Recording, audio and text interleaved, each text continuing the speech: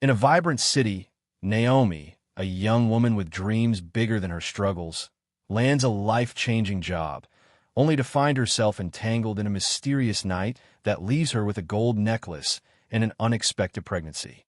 Across town, Richard, a heartbroken millionaire, drowns his sorrows, unaware that a fleeting encounter has changed his life forever.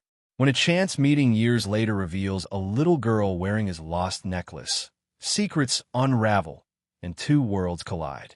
Will Naomi find the strength to face an uncertain future? Can Richard mend the past and embrace a family he never knew he had?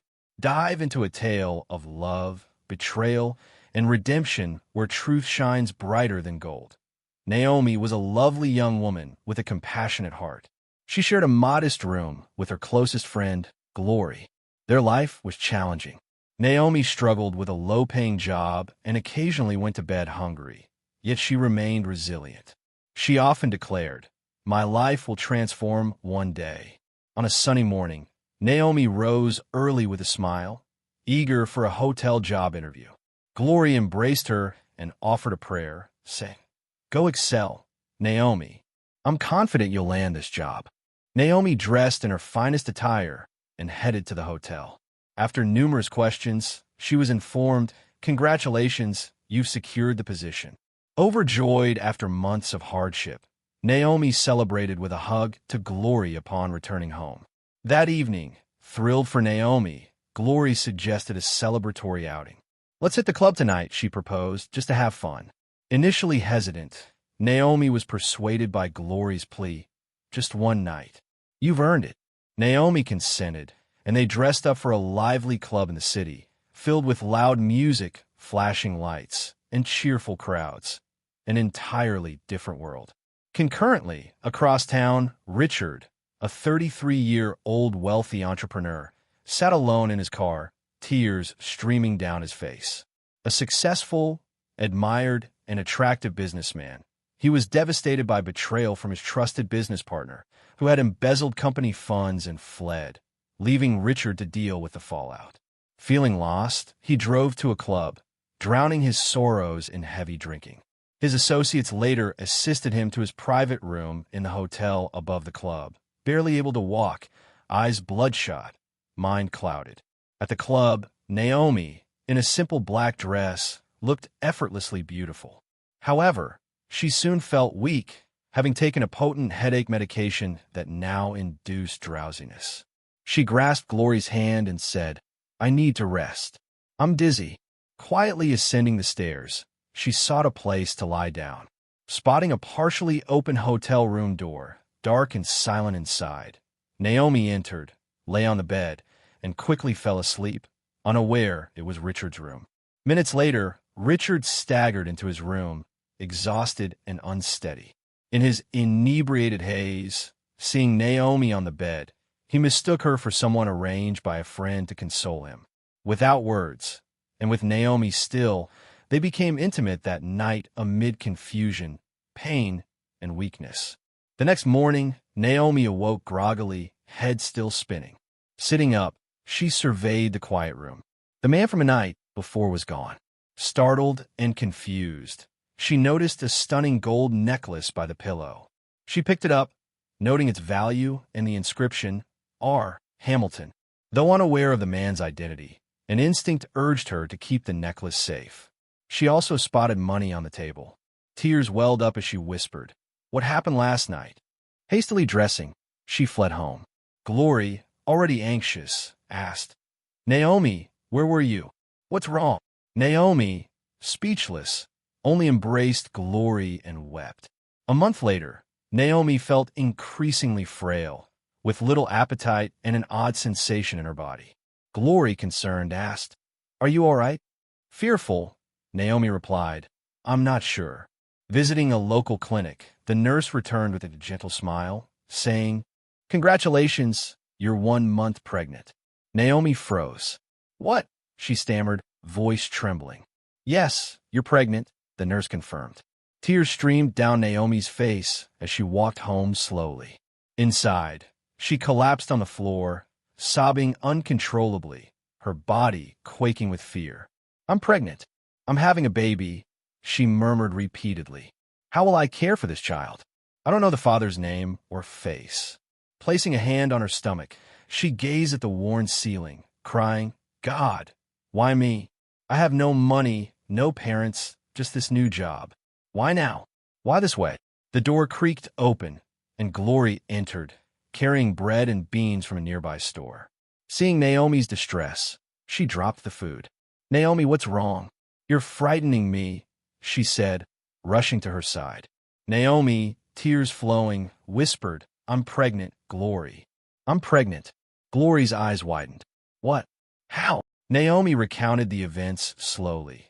The celebration, the club, her dizziness, waking in a stranger's room, finding the gold necklace and money. She retrieved the necklace and cash from her bag. Glory examined the shiny gold piece inscribed with R. Hamilton. After a long silence, Glory took Naomi's hand and said softly, We need to return to that club. Someone might know something. Maybe the staff saw something that night. Naomi, doubtful, asked, Will they remember? It's been a month. Glory insisted firmly. We have to try. We can't just do nothing. The next day, they revisited the club, quieter in the daytime with lights off and only cleaners and a few staff present. Approaching the manager, Glory said politely, Good afternoon, sir. We need your help. The manager looked up. What do you want? Glory explained. My friend was here a month ago, felt unwell after a drink, and ended up in a hotel room where something happened. She woke up alone and doesn't recall the man. The manager frowned. We get countless people nightly. I can't recall one person. Glory showed him the necklace from Naomi's bag. Maybe this helps. He left it behind. Have you seen anyone with this? The manager inspected it closely, then shook his head. No, it's valuable, but I've never seen it. Sorry. Naomi's heart sank. As a cleaner passed, Glory asked, Do you recall a man booking a hotel room that night, possibly drunk? The cleaner scratched her head. Many men come here. Some go upstairs after drinking, but I don't know names. They questioned 2 more staff members, but no one had answers. Naomi and Glory left the club slowly, Naomi's steps heavy. No one knows him, she whispered. What now? Glory held her hand. Don't lose hope, Naomi. We'll find another way. They walked silently down the street. Naomi touched her stomach gently, thinking, I don't know your father, but I vow to love and protect you. I'll raise you alone, do my best. You didn't choose this. It's not your fault. Tears welled in Glory's eyes as she hugged Naomi tightly. You're stronger than you know, she whispered. I'm here. We'll face this together, no matter what. That night, Naomi lay awake, haunted by thoughts of the child growing inside her. What will I say when they ask about their father? What if people judge me? Yet, she was certain she'd never abandon her child. The next morning, she went to her hotel job, cleaning rooms, washing towels, and smiling at guests despite her heavy heart. No one saw her silent pain, but Naomi persevered. In a grand mansion across the city, Richard stood before a tall mirror, adjusting his suit, troubled. His cherished gold necklace, engraved with his family name, was missing. He frowned, muttering, Where is it? He searched drawers under the bed and pillows. Nothing. Calling out, Mary, his elderly maid hurried in. Yes, sir. Did you see my gold necklace with my family name while cleaning? Mary looked startled. No, sir. I cleaned your table, but saw no necklace. Richard sighed, rubbing his forehead. I can't recall when I last wore it. Shall I look again, sir? Mary offered. He waved dismissively. No, it's fine. Go. Mary bowed and left. Sitting on his bed, Richard mused, That necklace. I've had it for years. How'd I lose it? Shrugging, he left for work, unaware it was with someone from a forgotten night. At the hotel, Naomi stood at the front desk, struggling to stay alert. Her eyes were red, her head heavy. Her condition worsened daily, dizzy, weak, always tired, even after sleep, with her stomach churning unpredictably. One afternoon, cleaning a room, she dozed off on the bed. A guest, shocked, reported her to the manager. Later, Naomi faced the angry manager in his office. What's wrong with you, Naomi? He demanded. I'm sorry, sir, she stammered. I've been feeling sleepy, weak, dizzy, he interrupted. You're careless, slow. Guests and staff are complaining. Tears filled her eyes. I'm sorry. I didn't mean to. This hotel can't keep someone unfit to work, he said. Naomi's heart plummeted. You're fired. Leave. Outside, Naomi sat on a bench, sobbing, clutching her bag, rocking like a child. I've lost my job, my only hope, she cried, shaking, unsure of her next move. That evening, she returned to her small room. Glory rushed to her as she entered. Naomi, you skipped work. I was worried. Collapsing in tears, Naomi whispered, I was fired. Glory gasped. Why? What happened? Naomi explained her dizziness, fatigue, and how it impacted her work. Glory observed, this pregnancy is taking a toll. Naomi hid her face, crying, how will I survive now? No job, no money, and pregnant. God help me. Glory hugged her, tears falling. You're not alone. We'll find a way. Don't give up. Meanwhile, Richard stood on his mansion's balcony, gazing at the sky, oblivious that the weeping, pregnant woman held his child and necklace. 5 years later, Naomi, now 29, was no longer the frightened girl crying on the floor. Life remained tough, but she persisted. After losing her hotel job, she found work at a busy restaurant across town. The pay was modest, but it sustained her. She worked tirelessly, serving, washing dishes, and cleaning, never complaining, driven to provide for her daughter. Indeed, her daughter, Vera, was now 4, bright and beautiful, with her mother's eyes, sharp wit, and charming smile. Naomi raised her alone, with Glory's support, until her friend married and moved away. Though without a husband, Naomi showered Vera with love. But some questions were tough. One evening, in their small room, Vera played with her dolls, looking sad. Naomi noticed. What's wrong, my baby? She asked gently. Tearfully, Vera said, Mommy, where's my daddy? Naomi's heart sank. Vera added, my friends Jane and Myra talk about their daddies. Jane's brings her chocolates. Myra's reads stories, but I have no daddy. Naomi pulled her close, trembling as she opened a drawer and retrieved the gold necklace inscribed with R. Hamilton. Wiping tears, she said softly, Vera, this is your daddy's necklace. Vera's eyes sparkled.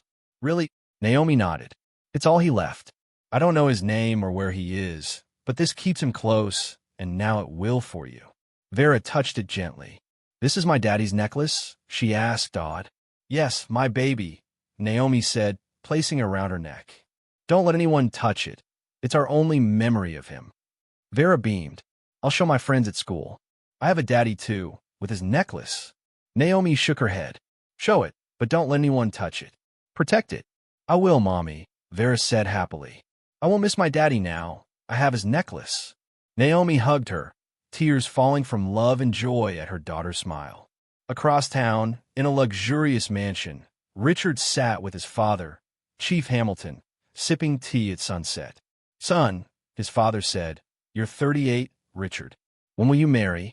Richard laughed. Soon, Dad. I'm thinking about it. His father smiled. Good. Trisha's a fine girl. I like her family. Yes, Dad. I'll marry Trisha soon. She's beautiful, smart, well-mannered. Pausing, Richard gazed at the sky. But I feel something's missing, he said quietly. His father asked, missing what? Richard shrugged. Just an empty feeling I can't shake. Sighing, his father said, maybe it's your late mom. You were close. Richard nodded. Maybe. Marriage will fill that void, his father urged. A family will make you whole. Richard smiled faintly. I hope so, Dad. Unknowingly, his missing piece was Vera, proudly wearing his necklace, calling it my daddy's necklace. A sleek black car pulled into a modern home's driveway, adorned with white walls and flower pots. A stylish woman in heels, Trisha, Richard's girlfriend, stepped out, elegant in a fitted dress, her curly hair swaying, holding a designer bag, her makeup subtle yet sophisticated. Highly educated and bold, she exuded power and beauty. She rang the doorbell, calling Cynthia. Her friend Cynthia opened the door, hugging her. Trisha, you look amazing. Come in. They laughed. entering the chic living room. Cynthia, equally confident and beautiful, poured juice into glasses. "So," she teased, "how's Richard?" Trisha sipped, smiling shyly. "He's good, always working hard." Cynthia raised an eyebrow. "When's he proposing?" Trisha sighed, looking at her glass. "He hasn't mentioned it. I love him, Cynthia, but I'm unsure if he plans to settle down." Cynthia leaned forward. "You two seem so happy, smiling, traveling, posting cute photos." Trisha nodded. "We are, but sometimes he's distant, lost in thought. When I ask, he just smiles and says nothing's wrong, but I sense something bothers him." Cynthia eyed her. "Are you sure he's not thinking of another woman?" Trisha's eyes widened. "I thought so too. I've been monitoring his phone with a tracker he doesn't know about." Cynthia gasped. "You did what?" "Yes," Trisha said confidently. "But he only contacts business partners and old friends. No other women." Cynthia smirked. "You want that proposal, right?" Trisha nodded eagerly. "I want to be Mrs. Hamilton." Showing her engagement ring, Cynthia giggled. "Here's how I got mine. I told him I was pregnant." Trisha's jaw dropped. "Were you really?" Cynthia laughed, shaking her head. "No, I just wanted him to take me seriously." 2 weeks later, he proposed. Trisha asked, "What if he found out?" Cynthia shrugged. "I said I lost the pregnancy later. He felt sorry for me, but we were already engaged. Men are like that." Trisha pondered. "Should I try that with Richard?" Cynthia smiled. "If you want him, yes. He's rich, handsome, and you love him. Once he thinks you're carrying his child, he'll propose fast. No man risks his child or reputation." Trisha reflected, recalling Richard's promise to settle down, but also his quiet moments. "Okay," she said softly. "I'll tell him I'm pregnant." At that moment, Vera played with her dolls, smiling at the necklace on her chest. "I have a daddy," she whispered, "and this proves it." Trisha's car pulled into the Hamilton mansion, the gate opened by a smiling security guard who knew her as Richard's partner. She stepped out in a red gown, heels clicking on marble, makeup flawless, bag gleaming. Richard opened the door before she knocked, smiling brightly. "Trisha," he greeted. She smiled sweetly. "Hello, sweetheart." He hugged and kissed her cheek. "I missed you," he whispered. "I missed you too," she replied. Holding her hand, he led her into the fragrant, polished mansion. "Come see something," he said eagerly, guiding her to the lounge where soft music played. They danced, laughing. Trisha admired the house. "It's perfect here." "Not until you're here always," Richard winked. She giggled. Sitting on the couch, he played with her fingers, noticing her silence. "You seem different. Are you okay?" Trisha looked down, feigning nerves. "Richard, I need to tell you something." Concerned, he leaned in. "What? Are you all right?" Taking a deep breath, she touched her stomach. "I'm pregnant." Silence fell. Richard's eyes widened, mouth agape. Then, joyfully, he shouted, "You're what?" Trisha stood, acting shy. "I'm having your baby, Richard." Ecstatic, he lifted and spun her gently. "Trisha, really? We're having a baby." She laughed, "Yes." He hugged her tightly. "This is the best news ever." Kissing her forehead, his eyes shone. "I'm going to be a father." Pausing, he looked in her eyes. "My dad and I will visit your parents soon. We'll do this right." Trisha smiled, hiding her guilt. She wasn't pregnant. Meanwhile, Vera skipped home, holding a drawing of her daddy's necklace, colored with crayons. "Mommy, look what I drew," she called. Naomi emerged from their small kitchen, smiling. "What's that, love?" Vera held up the paper. "My daddy's necklace." Naomi's eyes teared up. She sat on the floor, hugging Vera. "I love you, Mommy," Vera said softly. "I love you too, my baby," Naomi replied. Unknowingly, Richard planned a wedding while his true daughter drew his necklace in a humble room. On a scorching afternoon, Naomi lay weak on her thin mattress, sweating, head throbbing, body burning, barely able to move. "Vera," she called faintly. Vera ran from the kitchen, necklace gleaming, worry on her face. "Yes, Mommy." Naomi shakily handed her money and a note. "Go to the chemist nearby. Get my prescribed drugs. Show them this. I'm very weak." Vera took them, wiping tears. "I'll hurry, Mommy." Naomi smiled faintly. "Be careful, and don't lose your necklace." "I won't," Vera promised, dashing out. A black SUV crawled along the same street. Richard inside, lost in thought about Trisha's pregnancy news. "I'm going to be a father," he murmured, yet unease gripped him. Staring out, he saw a girl running, crying, clutching a necklace. His heart stirred. "Stop the car," he ordered. The driver braked. "Sir, now." Richard jumped out, chasing her. "Hey, baby, stop," he called gently. Vera turned, cheeks wet, slippers dusty, gripping the money. Richard knelt, breathless. "Why are you crying?" Vera wiped her eyes. "My mommy's sick. I'm getting her medicine." Richard froze, spotting his gold necklace, R. Hamilton, on her chest. His world shook. Pointing, he asked, trembling, "Where did you get that necklace?" Vera stepped back. "Don't touch it. Mommy said no one can touch my daddy's necklace." Richard, stunned, whispered, "Your daddy's necklace?" "Yes," Vera nodded. "Mommy said it's all he left." His chest tightened. "Who's your daddy?" Vera looked puzzled. "I don't know. Mommy didn't say, but this is his." Richard's breath caught. This girl wore his lost necklace. "Your mommy's name?" he asked. "Naomi. She's sick. I'm getting medicine." "Where's your house?" he pressed. "Is it far?" Vera pointed. "It's close there." Richard stood, turning to his driver.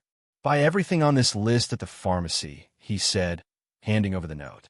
The driver nodded and left. "Come, Vera," Richard said softly. "Take me to your mommy." Holding hands, the billionaire followed the girl, his necklace on her neck, a truth looming. His heart raced as Vera led him down a dusty street, her small hand tight in his, tears drying. The necklace, unseen for 5 years, bounced on her chest. Questions swirled. How did she get it? Who was Naomi? The street was rough, lined with small houses, dogs barking, clothes on lines, a world foreign to Richard. Vera's curls, innocent eyes, and voice stirred something deep within him. At home, Naomi lay weak, barely able to open her eyes, body limp.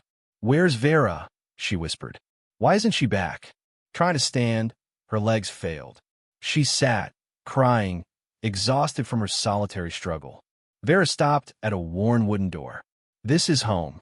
Richard saw the dilapidated place, silent. Vera ran in. "Mommy, I'm back. I brought someone." Richard followed, eyes adjusting to the dim room, seeing Naomi, pale and sweating, hand on her head. Their eyes met, but he didn't recognize her yet. Stepping closer, he asked, "Are you Naomi?" She nodded weakly. "Yes, who are you?" "I saw your daughter crying on the road," he said softly. "She said you're sick. I couldn't leave her." Naomi looked at Vera. "You followed someone?" "No, Mommy, he helped me. He's nice. Send his driver for your medicine." Naomi coughed, unable to speak. Richard helped her sit up. "Rest, don't talk. The medicine's coming." Her head spun, his face vaguely familiar. He propped a pillow behind her and gave her water. "You'll be okay," he said gently. She nodded, confused. The driver returned with a bag of drugs. Richard helped Naomi take them. Vera hugged her mother tightly. Weak but grateful, Naomi said, "Thank you, sir, for helping us." "You didn't have to." Richard smiled slightly, then said, "Please, don't be offended, but may I ask something personal?" Naomi blinked. "Yes, sir." Pointing to Vera's necklace, he asked, "Where did she get that?" "She called it her daddy's necklace and wouldn't let me touch it." Naomi looked at Vera, then the necklace. "It's her father's," she said slowly. Richard's heart raced. "How did you get it?" Shaking, Naomi began, 5 years ago, I got a job. Glory, my friend, wanted to celebrate at a club. I didn't want to go, but she insisted." She paused, looking down. "I felt dizzy that night, after a drink for my headache. It worsened, so I went upstairs, found a room, and slept." Tears came as she continued. "Next morning, the man was gone. I didn't see his face or know him, but I found this necklace beside me." Looking at Richard, pain in her eyes, she said, "I kept it, not knowing more. A month later, I was pregnant." Her voice broke. "Why ask about the necklace? Do you know it?" Richard, staring at it, pale as if seeing a ghost, said softly, "It's mine." Naomi gasped, hand to mouth. "What?" "I'm sorry," Richard said. "I didn't know until now." Naomi's eyes widened. "You were the man?" "Vera's." He nodded, heart heavy. I lost it 5 years ago at Vortex Club. I was betrayed, depressed, drank too much. My men took me to a room. I saw you, thought you were there to comfort me, drunk and out of my mind. Tears streamed down Naomi's face. Oh my God, I'm so sorry, Richard whispered. I had no idea that night led to a child to her. Vera, confused, clung to Naomi. Naomi, shaking, said, I raised her alone, not knowing her father. Kneeling, Richard said, I can't undo the past, but I can make it right. To Vera, he said gently, I'm your daddy. Vera looked at him, eyes wide. Naomi sobbed. I'm sorry for leaving you to raise her alone, Richard said. Let me fix it. Come with me, you and Vera, to my home. Let me be her father. Naomi, stunned, looked at Vera, the necklace, then him. It was fast, but her heart trusted him. That evening, the SUV arrived at the Hamilton mansion. The guard gaped as Richard exited, holding Vera and supporting Naomi. She marveled at the mansion's grandeur. Vera gasped, Is this a palace, Mommy? Richard smiled. It's your home now. Inside, Naomi stood awestruck in the gleaming kitchen.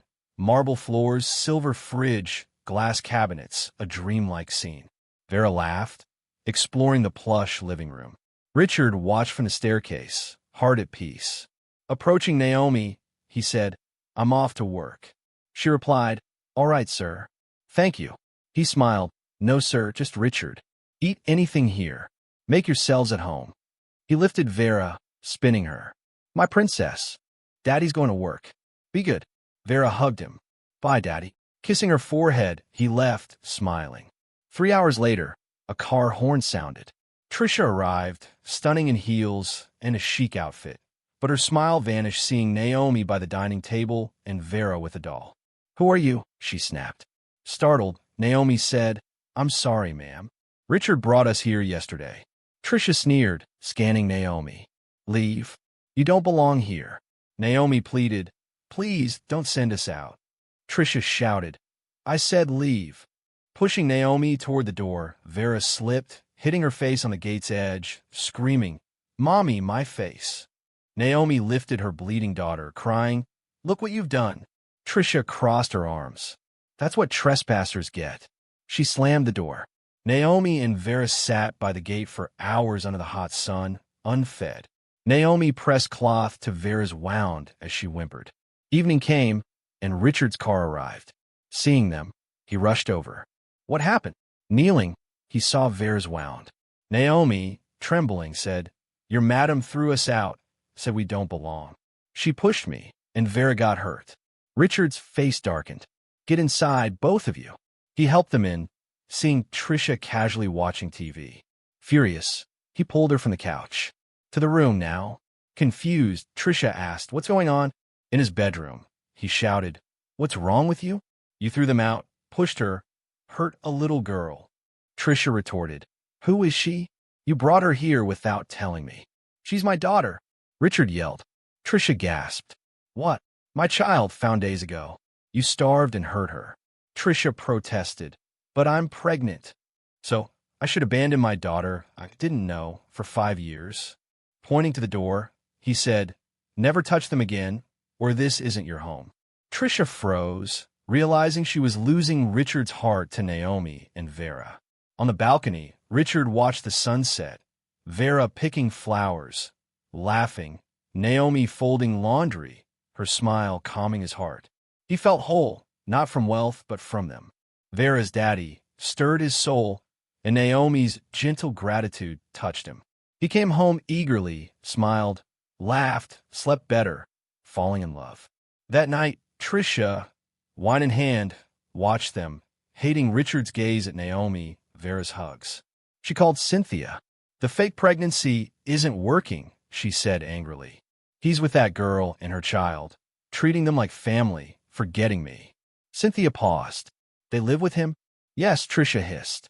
I thought the lie would make him propose, but he loves her. Cynthia sighed. This is bad. Unheard, Richard passed her open door, catching her words. Shocked, he clenched his fists, retreating. Next morning, he skipped breakfast with Trisha, joining Naomi and Vera in the kitchen, laughing over pancakes. Trisha watched, burning with envy. He approached her, face stern. "We need to talk." In his study, he confronted her. "You lied about being pregnant." Trisha stammered, "Richard, I heard you with Cynthia. You faked it to trap me." Tears fell. "I didn't want to lose you." "You played with my emotions," he said bitterly. "I found my daughter, and you lied and hurt people." Trisha sobbed, "I love you." He shook his head. "You love control, not me." Opening the door, he said, "Leave this room." Broken, Trisha watched him join Naomi and Vera, where his heart lay as Vera shouted, "Daddy!" Entering the living room calmly, Richard saw Naomi and Vera reading. Vera ran to him, "Daddy." He spun her, kissing her cheek. Naomi smiled, warmed by his presence. "Naomi, come with me to meet someone special," he said gently. Surprised, she asked who. He smiled, "You'll see." That afternoon, they arrived at Chief Hamilton's compound. The wise elder, in fine attire, smiled at Richard's car, but frowned seeing Naomi and Vera. Richard, holding Vera's hand, said, "Dad, meet someone." Kneeling, he presented Vera. "My daughter, Vera." Chief Hamilton blinked. "You're what?" "My daughter," Richard said proudly. "Found through this." He showed the necklace. "I lost it years ago, unknowingly leaving a piece of my life. It returned on her neck." Speechless, Chief Hamilton asked, "And this lady?" Richard held Naomi's hand. "Vera's mother, who brought light back to me. With Trisha, I felt empty, never proposing. With them, I'm complete." To his father, he said, "My heart's theirs now." Chief Hamilton studied them, then smiled. "Welcome, my daughter and granddaughter." Vera hugged him, "Grandpa." Trisha left the mansion quietly, knowing she'd lost Richard. Weeks later, laughter filled the mansion. Vera attended a top school. Naomi ran a foundation for single mothers. Unmarried, their bond was stronger than rings. One evening, with Vera on his shoulders, Richard sat by Naomi, kissed her cheek, and whispered, "Thank you for entering my life." Teary, Naomi said, "Thank you for finding us." As the sun set, he told Vera, "Your necklace brought us together, but you brought me home." Moral: love can't be coerced. True love grows from truth, kindness, and peace. What we seek is often nearby, waiting in unexpected places. The end. Thanks for watching. Share your thoughts below, tell us your location, like, share, subscribe, and turn on notifications for our next story.